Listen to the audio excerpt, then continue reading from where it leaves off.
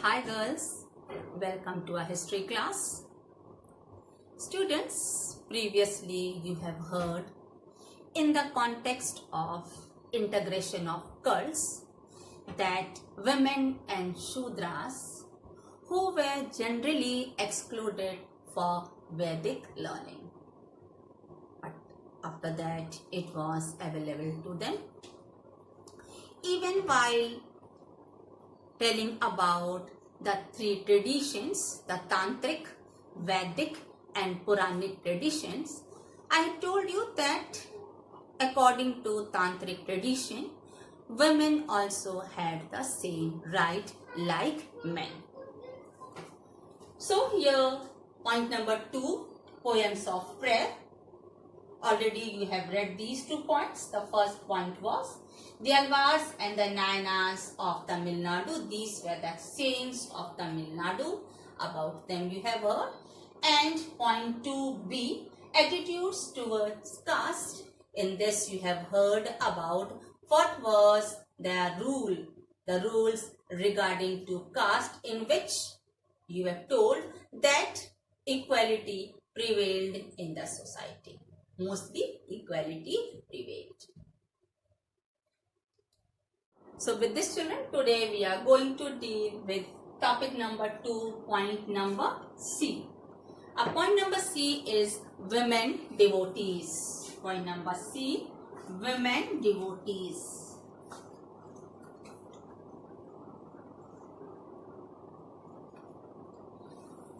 इस टॉपिक के अंतर्गत आप स्त्री भक्तों के बारे में सुनेंगे, where it is said that the most striking of this tradition was that the presence of women, or you can say even the importance of women, was prevailing in the society, especially in the religious field. धार्मिक परिप्रेक्ष्य के अंतर्गत जब हम इस संदर्भ में स्त्री भक्तों के बारे में बात करते हैं तो यहाँ स्पष्ट वर्णन किया गया है कि स्त्रियों का भी धार्मिक कृत्यों में समान अधिकार था, which we will see in 2 examples. The first example is about an Alvar woman. About Alvar and Nayanar saints, already you have heard that she was also one of the followers of the Alvar saints. So what she did, the composition which was done by her.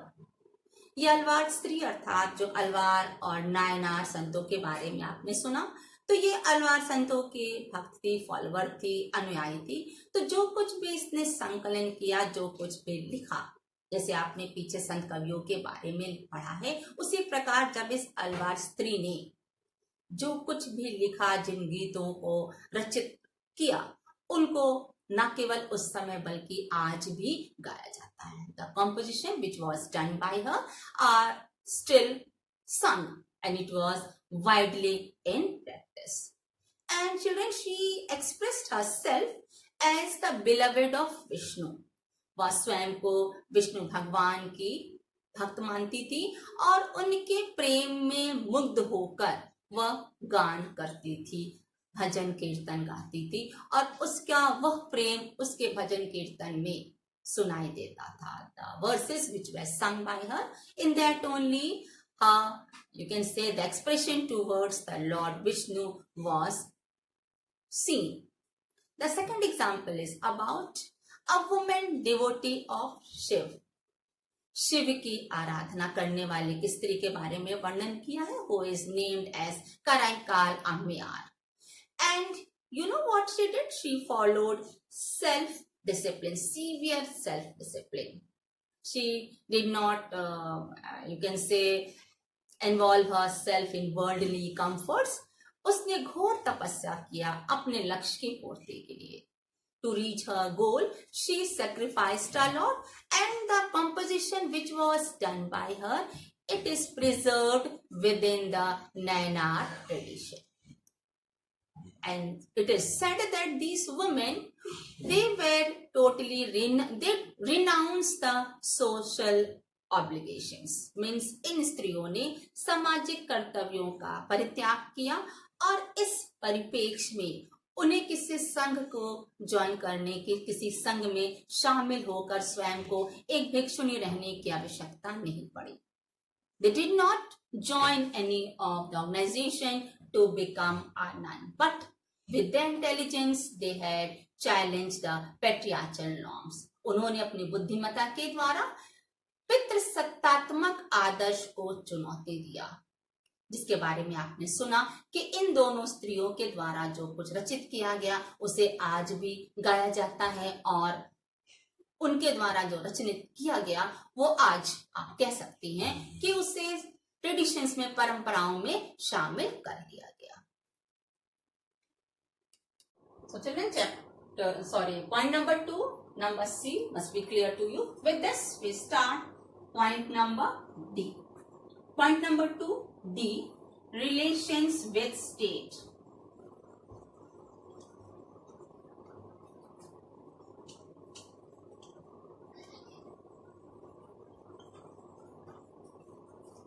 Relations with state, राज्यों के साथ संबंध के बारे में, अर्थात क्या इन धर्म के प्रचार को करने में राज्य ने अपना सहयोग दिया या नहीं, अगर दिया तो किस प्रकार दिया.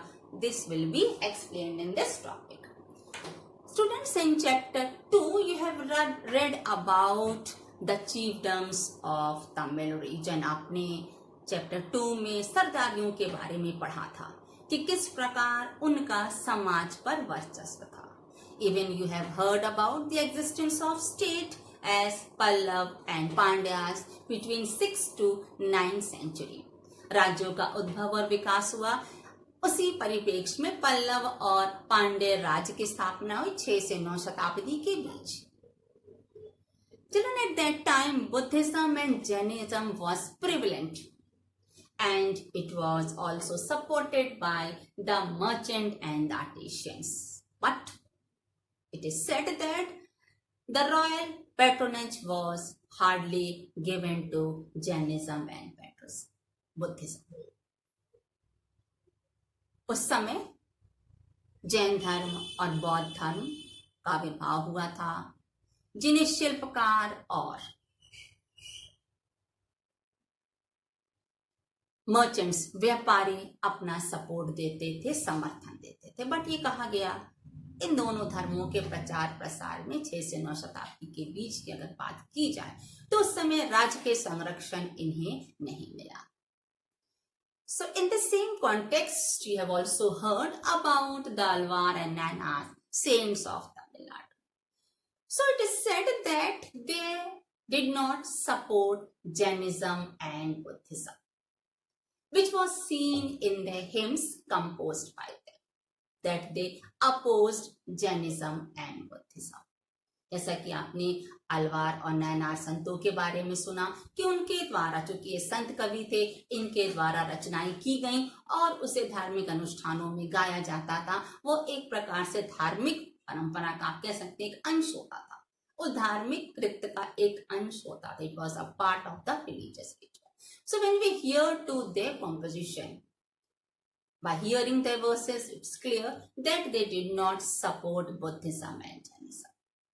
So the historians, they assessed, might be, that at that time those people, those saints, they wanted to receive royal patronage. For this they used to compete with each other. शायद ऐसा कहा गया इतिहासकारों के द्वारा, उन्होंने अनुमान लगाया कि राज्य के संरक्षण प्राप्त करने के लिए इन धर्म अवलंबियों के बीच प्रतिस्पर्धा होती थी कि किसे राज्य के संरक्षण मिले जिससे उसके धर्म का विस्तार हो. इसके लिए बहुत अच्छा एग्जाम्पल आपका अशोक के काल का है, जिन्होंने बौद्ध धर्म को राज्य के संरक्षण दिया था, जिसके बारे में आपने पीछे पढ़ा है. You have heard about the Chola rulers. It is said that they supported Brahminical and Bhakti tradition. Chola शासकों ने ब्राह्मणीय और भक्ति परंपरा को सपोर्ट किया, अपना समर्थन दिया. कैसे दिया? They had given the land on grants on which the temples were built. उन्होंने भूमि दान में दी जहां पर मंदिरों का निर्माण किया गया. उसमें विष्णु और शिव, इन दोनों भगवान अर्थात देवताओं की मंदिरों का निर्माण किया गया. Of course, magnificent temples of Shiv was built in Chidambaram and Tanjore by Chola rulers. चोला शासकों के द्वारा चिदम्बरम और तंजौर में शिव मंदिर का निर्माण किया गया. And it was the only time, ये वही समय था, that the Shiva was seen in bronze sculpture, कांस्य मूर्ति कला के रूप में शिव की मूर्ति पाई गई, जिसको आप यदि चाहें you can see in your book on page 145 figure 6.4. उस समय कांस्य मूर्ति कला का भी विकास हुआ. ये संभव कैसे हुआ? क्योंकि राज्य का संरक्षण शिल्पकारों को प्राप्त था, धर्मावलंबियों को प्राप्त था. So the Nayanar saints they were rewarded by Vellalar peasants. Vellalar कृषकों के द्वारा जो नैनार संत थे उन्हें सम्मान मिलता था, सम्मानित थे. And the rulers also wanted to gain the same support, same you can say the support of those people. So what did they do? So those Chola rulers, they attempted to claim divine support to proclaim their power. उन चोल शासकों ने दैवी समर्थन को पाने का दावा किया. For which what was done by them? For which splendid temples were built.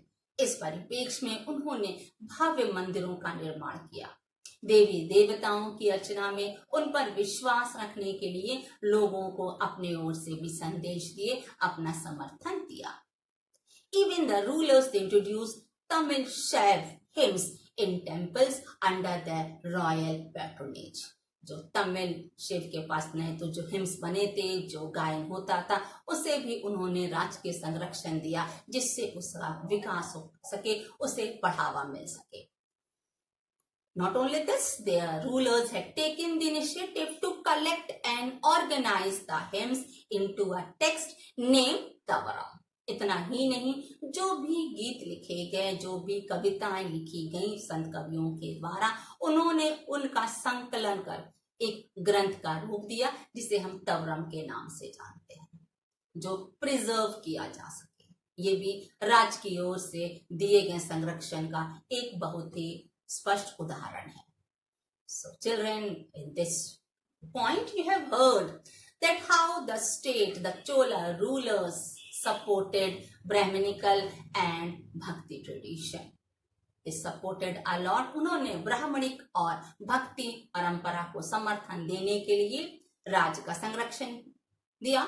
स्वयं उन्होंने अपने इंटरेस्ट दिखाया, शौक दिखाया, उसमें रुचि ली, जिससे भक्तों की संख्या बढ़ सके, अर्थात भक्त आराधना की ओर आकृष्ट हो सके. Clear girls? Okay, have a nice day children.